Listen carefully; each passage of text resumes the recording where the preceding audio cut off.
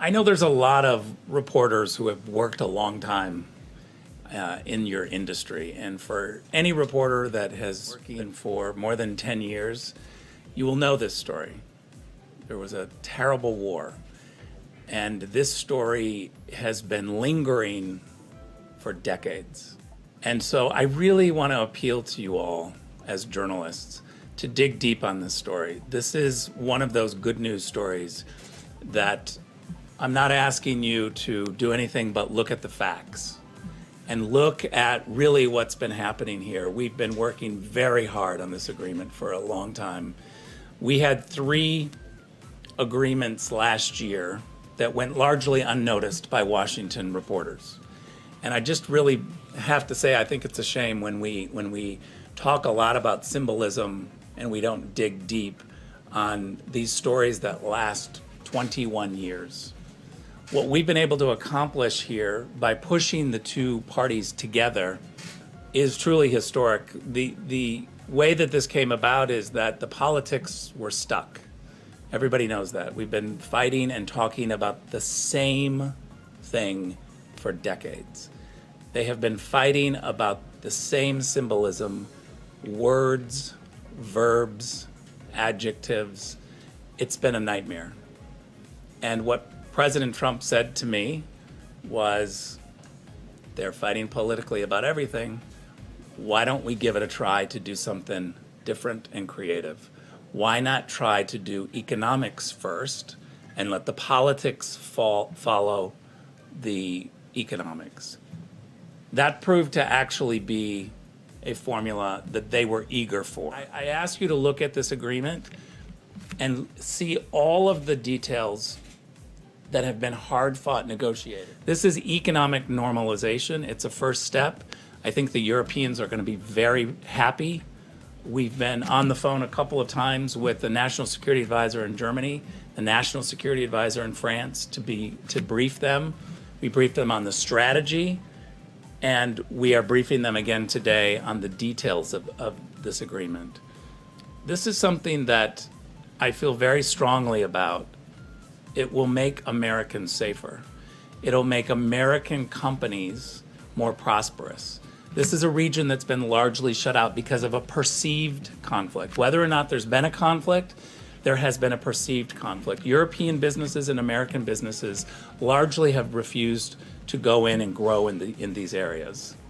Now we will be able to open this up, whether it's in energy, water, construction of roads, railways, mines. These are all industries that are going to be opened up to European and hopefully American businesses to go in and help the people create an industry, which means creating jobs in the region, but also U.S. jobs for Americans and American companies. The people of Serbia and the people of Kosovo are ecstatic about this agreement and are very thankful that there was an outside administration to look at this situation and not do the typical political thing. If we would have done the typical political thing and listened to all of the really smart people at NGOs and think tanks here in Washington, D.C., we would not have this agreement. Take just a quick look at the criticism and the lead up to this of what we should have been talking about and what we weren't talking about. It's all been squarely in the same old political dialogue that was stuck. I really urge you to look at the details and see and talk to the leaders in Kosovo and Serbia.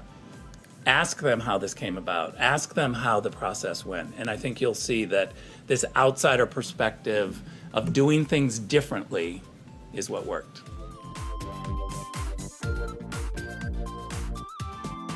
Vote, please. Ambassador Grinnell, clearly you were effective here as the special envoy to these talks between Serbia and Kosovo. I wanted to ask you about another initiative you led. Last year you kicked off the Trump administration push to decriminalize homosexuality. Yeah, I'm going to just talk about Kosovo and Serbia. I don't know if you can find it on a map, but this is atrocious. I have to tell you guys, you might be too young to understand what this issue is about. Maybe the older journalists should step up and say, this is a big deal. This is a big issue. I'm astounded at what happens in Washington, D.C., and especially in this room. I got to tell you, get substantive. Maybe it's too complicated of an issue for you all. Rick, respectfully, this is the first time we've had the opportunity to speak with these individuals. So Okay, we have but a lot of today's about questions to Kosovo and address. Serbia. Let's take a little time and talk about this 21-year issue, Peter. I mean, 21-year issue, we're getting the same questions that are all politics. You guys don't understand what's happening outside of Washington, D.C. People aren't listening to you anymore. It's really a crisis in journalism. And I think it's because people are too young to understand issues like Kosovo and Serbia. Can I ask How about a Rick, substantive both of you, question? please? I don't think any of us came here for a lecture about our questioning. Okay, well, I didn't come But the here question to I not would like talk to about ask anything you, but Kosovo the and question Serbia. I would like to ask you.